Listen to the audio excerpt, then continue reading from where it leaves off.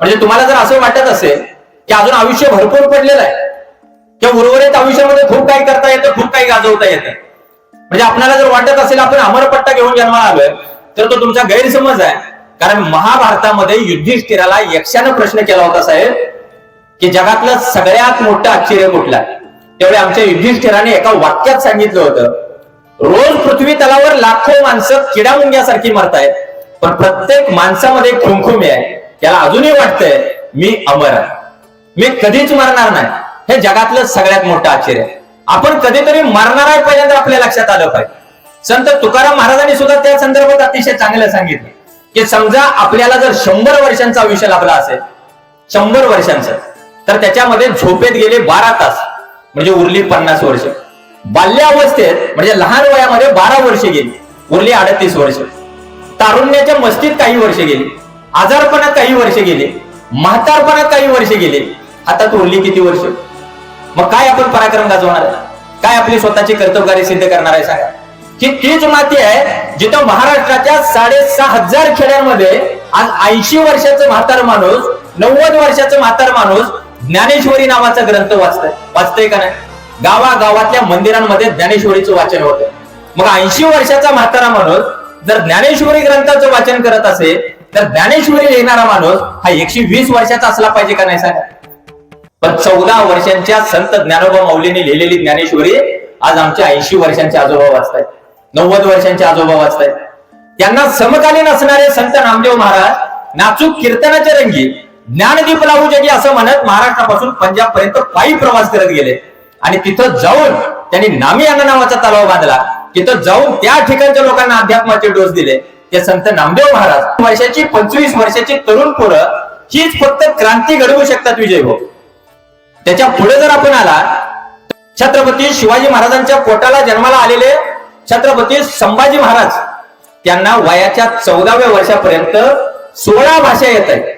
आज आपण सकाळी उठल्यानंतर पुढारी नावाचा पेपर हातात घेतला, सकाळ नावाचा पेपर जर हातात घेतला तर त्या पेपरमध्ये एखादा सुद्धा मराठी शब्द आपल्याला नीट वाचता येत नाही. त्या मराठी शब्दाला बाकीचे समानार्थी शब्द किती आहेत आपल्याला कळत नाही. मग त्या काळात छत्रपती संभाजी महाराज वयाच्या 16 वर्षापर्यंत 16 भाषा बोलतायत. ही काही साधी गोष्ट नाही. नायिका भेद नावाचा ग्रंथ लिहिलाय, नखशिकात नावाचा ग्रंथ लिहिलाय, 7 शतक नावाचा ग्रंथ लिहिलाय, बुधभूषण नावाचा ग्रंथ लिहिलाय. 1 शतम योध येते प्राकार असतो धनुर्धरा, शतम 10 सहस्राने तस्मा दुर्ग समाश्रयते. वयाच्या 14व्या वर्षी संभाजी महाराजांनी या ठिकाणच्या योद्ध्यांचं वर्णन केलं. आज आपण गणपतीची प्रतिष्ठापना करतो, त्याचं विसर्जन करतो, पण गणपतीचं वर्णन बुधभूषण नावाच्या ग्रंथामध्ये छत्रपती संभाजी महाराजांनी केलं. कितीतरी अशा गोष्टी वयाच्या 14, 15, 16 वर्षामध्ये फक्त घडवता येतात, लक्षात ठेवा. अगदी अलीकडे जर आपण आलो तर आपल्या सांगली जिल्ह्यामध्ये इकडे वाटेगाव नावाचं गाव आहे. उन्यापुऱ्या 49 वर्षांचं आयुष्य लाभलेल्या एका माणसानं आयुष्यात 39 कादंबऱ्या लिहिल्या. त्यांच्या 7 कादंबऱ्यांवर 7 गाजलेले मराठी चित्रपट आले, 10 पवाडे लिहिले. एक पवाडा तर प्रथम मायभूच्या चरणा छत्रपती शिवबाचरणा स्मरून निघातो कवडा. हा पवाडा फक्त महाराष्ट्रात नाही, रशिया सारख्या देशामध्ये नेऊन पोहोचवला. रशिया देशाने त्यांचं कौतुक केलं ते लोकशाहीर साहित्य रत्न अण्णाभाऊसाठी. उन्यापुऱ्या 49 वर्षामध्ये त्यांनी स्वतःच तारुण्य खर्ची घातलं. हे तरुण वयामध्ये फक्त करता येऊ शकते. ज्या पोराला शाळेच्या वर्गाच्या बाहेर बसावं लागलं त्या पोरानं या देशाचं भविष्य लिहिलं ते डॉक्टर बाबासाहेब आंबेडकर. बाबासाहेबांनी सुद्धा ऐन तारुण्यामध्ये स्वतःची सगळी ऊर्जा खर्ची घातली. आता आपण इश्काची भाषा करतो, मी सुरुवातीला सांगितलं तसं. पण वयाच्या 23व्या वर्षी देशासाठी हसत हसत फासावर जाणारे भगतसिंग, अगर मैं इश्क में लिखना चाहूं तो भी इनकलाब लिखा जाता है, असं सांगणारे भगतसिंग वयाच्या 23व्या वर्षी फासावर जात आहेत. त्यांची आई सांगते, अरे भगत तुझं लग्न करायचं अजून, तुला भरपूर आयुष्य पडलंय, तुला करिअर आहे, तुला भरपूर भविष्य आहे, तू एवढ्या लवकर देशाचा विचार कशासाठी करतो. अरे तेच भगतसिंग वयाच्या 3ऱ्या वर्षी म्हणतो मी, 3ऱ्या वर्षी एक काटके स्वतःच्या शेतामध्ये असे राहतायत. त्याचे वडील विचारतायत किसन सिंग, हे भगत तू क्या कर रहा है. त्यावेळी भगतसिंग सांगतायत मैं बंदूक बो रहा हूं. म्हणजे काय, तर बंदूक रोवतोय का. तर तुमच्या शेतामध्ये एक जर मक्याचं कणीस असेल तर त्याचे 10 कणस तयार होतात. चुकून जर मी एक बंदूक पेरली तर त्याच्या 10 बंदुका तयार होऊ शकतात. इंग्रजांच्या छाताडावर उभा राहून आपण आपल्याकडे स्वातंत्र्य आणू शकतो. कोण सांगते, 23 वर्षाचे भगतसिंग. मग 23 वर्षाचा आमचं पोरगा आता काय करत? आमच्या पोराच्या तोंडातला मावा कधी बाजूला जातो? म्हणजे तुम्हाला माहित आहे का, लोखंडाच्या साध्या तुकड्यात जर चुंबकीय शक्ती जर घातली ना, तो लोखंडाचा साधा तुकडा त्याच्या वजनाच्या 12 पट इतकं वजन उचलतो. मग आमची चुंबकीय शक्ती कधी जागी होते? तंबाखूची गोळी लावल्यावर, 90 हाणल्यावर. त्याच्याशिवाय आमची चुंबकीय शक्ती जागी होत नाही का? तर होते. म्हणजे सुभाषचंद्र बोस सांगायचे की तुम मुझे खून दो मैं तुम्हें आजादी दूंगा. आता हे पोरग बाजूच्या पोराला सांगते तुम मुझे तंबाखू दो मैं तुम्हें चुना दूंगा. हे काय क्रांती करणार आहे सांगा ना. म्हणजे आयुष्य वाटतं इतकं सोपं नाही. तुम्हाला जर वाटत असेल आम्ही अमरपट्टा घेऊन जन्माला आलोय, तर तुम्ही तासगाव तालुक्यातली फक्त माहिती घ्या. कुणाच्या घरात किती आजी आणि किती आजोबा राहिले फक्त माहिती घ्या. आजी आणि आजोबा किती राहिले? 50शीत आपलं आयुष्य गुंडाळतंय. 50शीत आपण काही 6 महिन्याची पिकं खात नाही. आता 2-3 महिन्यात पिकं येतात. सगळं आता हायब्रिड झालंय. त्यामुळे आपलं आयुष्य सुद्धा हायब्रिड आहे. फक्त 30, 40, 50 वर्ष म्हणजे भरपूर झाली. सरासरी आयुर्मान WHO किती जरी देत असलं सुधीर भाऊ, तरी सुद्धा आपलं खरं आयुष्य किती आहे? सुधीर भाऊंचं नाव घेतलं कारण हे व्यक्तिमत्व तुमच्या गावातलं प्रचंड वाचन करणारे व्यक्तिमत्व. तुम्ही त्यांच्याकडून माहिती घ्या की सरासरी आयुर्मान आपलं किती राहिलं? 50 वर्षांचं. त्या 50 वर्षांच्या आयुष्यामध्ये मी तुम्हाला सांगितलं तसं आपली किती वर्ष फक्त स्वतःचं करिअर शोधण्यामध्ये, करिअर गुंडाळण्यामध्ये जातात, लक्षात घ्या. त्यामुळं त्या अनुषंगाने आपण विचार केला पाहिजे. थोडी जर आपली प्रगती झाली तर आपल्या आयुष्यातले जे खरेखुरे हिरोईन आहेत, हिरो आणि हिरोईन, बाप आणि आई, त्यांची आपण काळजी घेतली पाहिजे. कारण एवढं भयानक आता आपल्या अवतीभोवती वातावरण आहे. तुम्हाला कल्पना नसेल तर मी आता कल्पना देतो. तुम्हाला अजिबात कल्पना नसेल तर कल्पना देतो. आता विधानसभा निवडणुका तोंडावर काय करायचं? तुम्ही मतदान कोणाला करायचं ठरवलंय हे मी तुम्हाला विचारणार नाही. ते गुप्त आहे, ते तुम्ही सांगणार पण नाही. पण मी तुम्हाला एक गोष्ट सांगितली पाहिजे की लोकसभा झाल्या, 3 महिन्यात चंद्रकांत भाऊ विधानसभा आल्या. विधानसभा झाल्या की झडपी येणार, पंचायत समिती येणार, पुन्हा नगरपंचायत येणार, नगरपालिका येणार, लगेच पुन्हा कुठल्या तरी गावातली सोसायटी आलेली असते, कुठेतरी ग्रामपंचायत आलेली असते. मी अत्यंत परखड, स्पष्ट आणि निर्भीड बोलणारा माणूस आहे म्हणून तुम्हाला मुद्दाम सांगतो की लोकसभा निवडणुकीच्या वेळी कोल्हापूर जिल्ह्यामध्ये कोण निवडून येणार खासदार म्हणून याच्यासाठी 1 एकर जमिनीच्या पैजा लागल्या. जी जमीन कोट्यवधी रुपयांची आहे त्या जमिनीच्या पैजा लागल्या तिथं की हाच माणूस निवडून येणार. तुला 1 एकर जमीन देतो, तो म्हणायचा नाही तोच येणार. तुझी 1 एकर जमीन माझ्या नावावर झाली पाहिजे.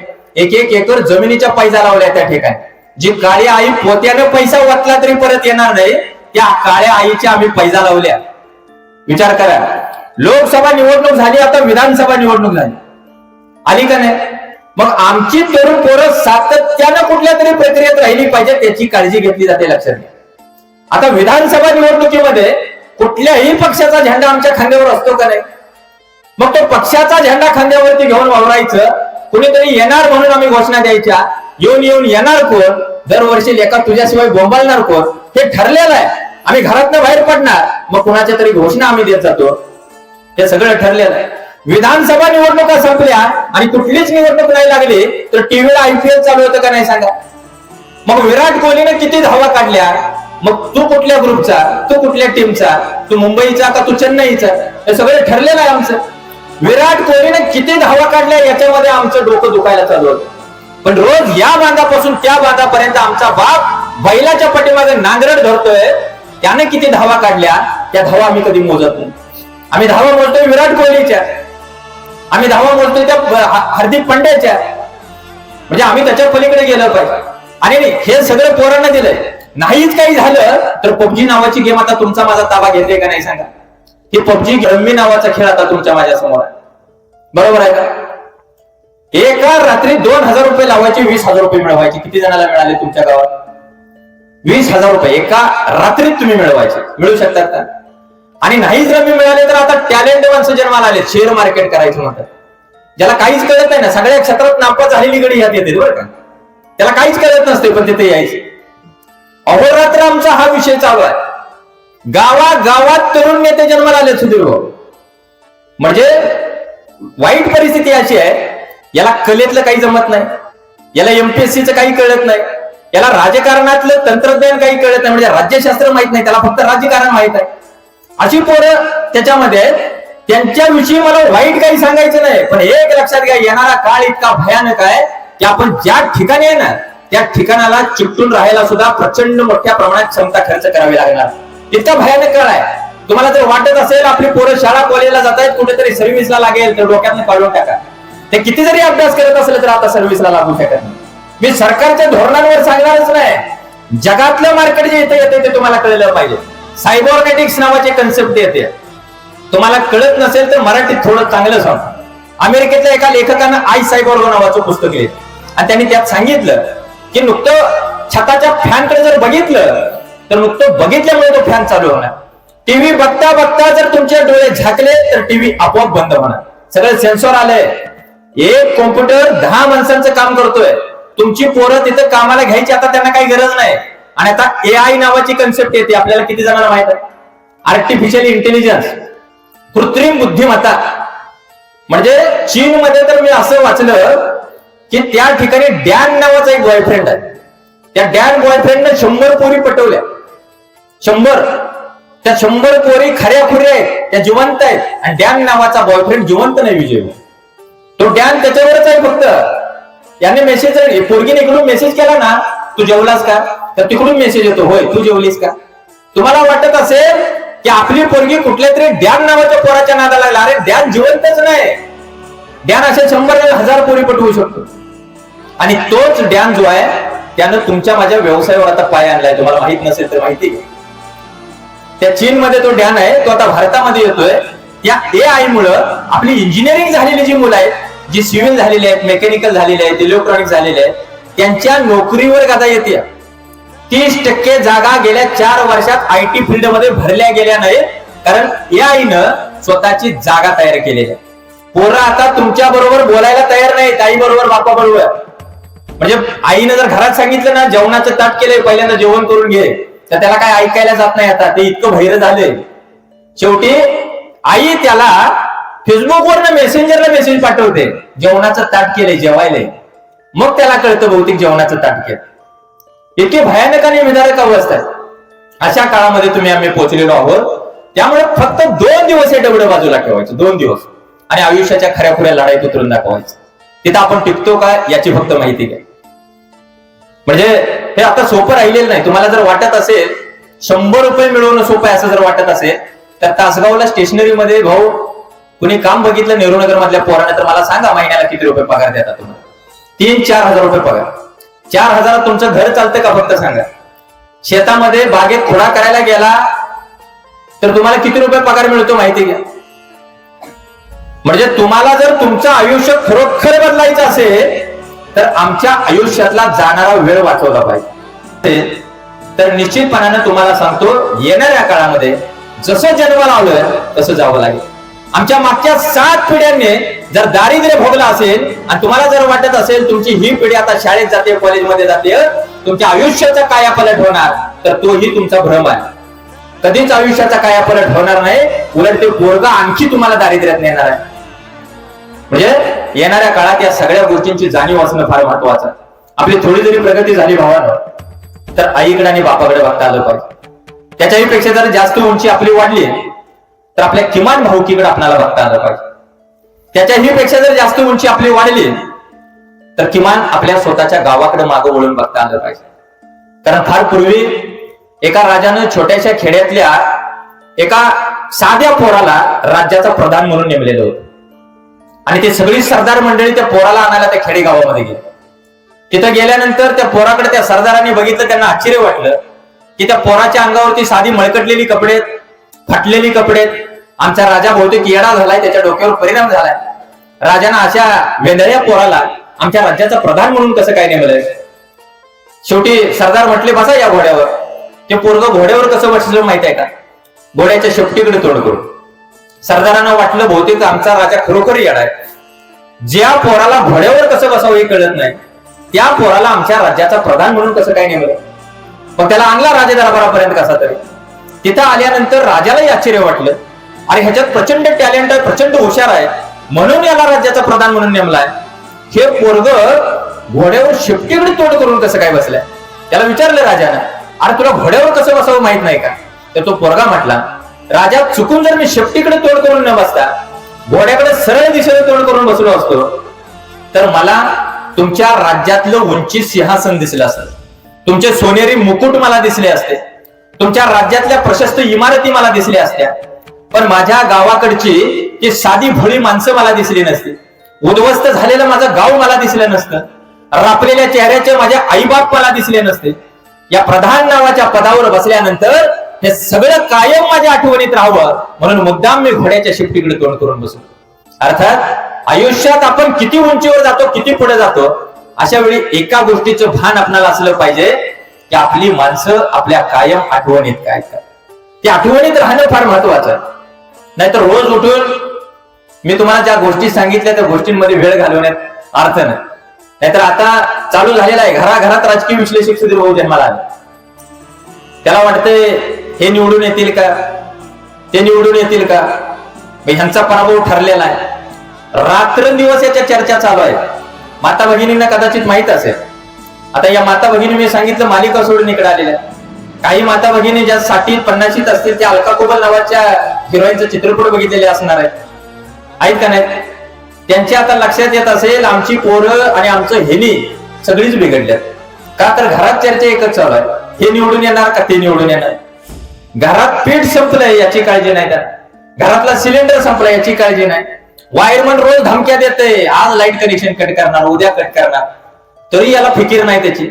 याचं एकच, हे निवडून येणार का ते निवडून येणार. बापाची पोराची घरात भांडणार, बाप एका पार्टीचा आहे, पोरग एका पार्टीचा आहे. आहे का नाही सांगा घराघरात, आहे का नाही? त्यांना पटलं बघा मावशी, प्रत्येक घरात वेगवेगळ्या पार्टीचे माणसं, एका पार्टीचा आता कोण राहिलेलं नाही. अशा चर्चा आणि ह्यांचे वाद मिटत नाही. तुम्हाला सांगू का, सगळ्यात मूर्ख कोण? ज्याच्या डोक्यावर परिणाम झाला तो मूर्ख नसतो, मूर्खाच्या नादाला लागणारा जो माणूस असतो तो जास्त मूर्ख असतो. म्हणजे वाघाचं आणि गाढवाचं जर भांडण लागलं तर वाघ काय म्हणतो, आभाळ निळ्या रंगाचा आहे, आणि गाढव म्हणतो नाही नाही आभाळ लाल रंगाचा आहे. शेवटी त्यांचा वाद जंगलाच्या राजाकडे जातो आणि जंगलाचा राजा म्हणतो की गाढव म्हणतोय ती खरं आहे, आभाळ निळ्या नाही लालच रंगाचा. मग या वाघाला कळायचं बंद होतं. ते गाढव खुशीने उड्या मारत मारत जंगलात निघून जातात. या वाघाला मी कसं काय हरवलं, वाघाला कसं मी येड्यात काढलं. मग त्या जंगलाच्या राजाला हा वाघ म्हणतो, अरे ते गाढव म्हणते आभाळ लाल आहे, मी म्हणतोय आभाळ निळा आहे, तू त्याच्या बाजूने कसा काय निकाल दिला. त्यावेळी तो जंगलाचा राजा म्हणतो, अरे येड्या ते गाढव आहे, गाढवाच्या नादाला लागायला आणि गाढवा संघ वाद घालायला तू काही गाढव आहे का, तू वाघ आहे का, वाघासारखा आहे की पुन्हा संघ भांडण करायचं तुला काही कळतंय का. त्यामुळे ज्या ज्या वेळी आपण अशा मूर्खांशी वाद घालतो त्यावेळी लक्षात आलं पाहिजे आपण गाढव आहे का आपण वाघ आहे.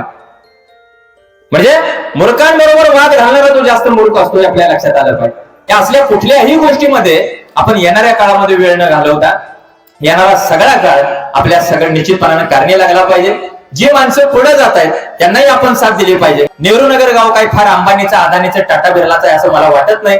तुम्ही साध्या घरातली माणसं आहात. आपल्या घरावरचं कवर कसं बदललं जाईल, आपल्या घरावरचा साधा पत्रा बदलून त्याच्यावरती चांगला पत्रा कसा येईल, तो चांगला पत्रा जाऊन सुद्धा आपलं चांगलं आरसीसी सिमेंटचं घर कसं होईल, आपल्या घरातली साधी टीव्ही बदलून चांगली टीव्ही आपण कशी आणू, आपल्या घरामध्ये आपली आई जर आजू झालेली असेल तर तिचा चांगल्या दवाखान्यामध्ये उपचार कसा करू शकू, या अनुषंगाने आपण विचार केला पाहिजे. जर या अनुषंगाने विचार न करता विराट कोहलीच्या 10 रात्र दिवस मोजत असेल आणि कोण निवडून येणार कोण पडणार याच्यावरती जर आपण विचार करत असेल तर निश्चितपणाने एक गोष्ट लक्षात घ्या, आपण आपल्या आयुष्याची राख रांगोळी करू आणि त्याच्यामधून थोडंसं बाहेर आलं पाहिजे.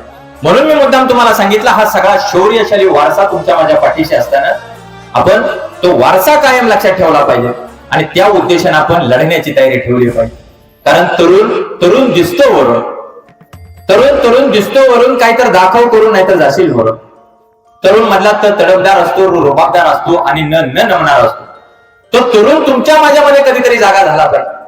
विवेकानंदांना सुद्धा फक्त 39 वर्षांचं आयुष्य लाभलं, पण विवेकानंद आयुष्यभर सांगत होते वयाच्या 39 वर्षापर्यंत मला फक्त आत्मविश्वास असलेले 100 युवक द्या, मी अखंड जग बदलून दाखव. काय करतो? अखंड जग बदलून दाखव. म्हणजे ही ताकद फक्त आणि फक्त तरुण वयामध्ये असते. 40 जर मला सुचलं मला MBBS ला ऍडमिशन घ्यायचं आणि डॉक्टर व्हायचं तर ते शक्य होत नाही. 40 मध्ये जर मला सुचलं MPSC करायचे तर यजमान झालेलं असतो, माझं वय निघून गेलेलं असतं. 40 मध्ये जर मला सुचलं आमच्या शेजारच्या गावातल्या एका माणसाने ढब्बू मिरचीमध्ये 1,00,000 रुपये मिळवले, मी आता ढब्बू मिरची लावतो, तर त्याचं शरीर शेतामध्ये काम करायला त्याला साथ देत नाही. म्हणजे आम्ही जी स्वप्न बघायची ती 20-25 बघितले पाहिजे, त्यावेळीच आम्ही धडपड केली पाहिजे. कारण नियतीनं आणि निसर्गानं फक्त शरीर आम्हाला किशीपर्यंतच व्यवस्थित दिलंय. शरीराचं संस्कृत सुभाषित आहे फार सुंदर, शरीयते तत् शरीरम, अर्थात उलटणाऱ्या प्रत्येक क्षणाला जे कणाने झिजत जातं त्याचं नाव शरीर आहे. त्याच्यावरती जास्त गर्व करून उपयोग आहे. सकाळी जाऊन किती जरी जिम तुम्ही मारले, किती जरी डंबेल उचलले आणि सलमान खान सारखे किती जरी 6 पॅक आपण केले, तरी ते शरीर कधीच म्हातार होणार नाही या भ्रमात तुम्ही राहू नका. त्यामुळे जे काय करायचं आहे आपल्याला सिद्ध करायचं आहे ते या वयामध्ये करा. म्हणजे मी तुम्हाला मुद्दाम जरी बिग बॉसचं मी तुम्हाला सांगितलं तर त्या सूरज चव्हाणचं कौतुक एवढ्यासाठी आहे लक्षात घ्या की त्याला काही कळत नाही, त्याला लिहिता वाचता येत नाही. तुम्ही त्याला टिकटॉक पासून बघितलं असेल तर ते साध आहे, जे त्याच्याकडे आहे ना ते घेऊन गेलं तिथे बिग बॉस मध्ये, त्याला जे जमतंय ते घेऊन गेलं तिथं, आणि तो फिल्म स्टार झाला.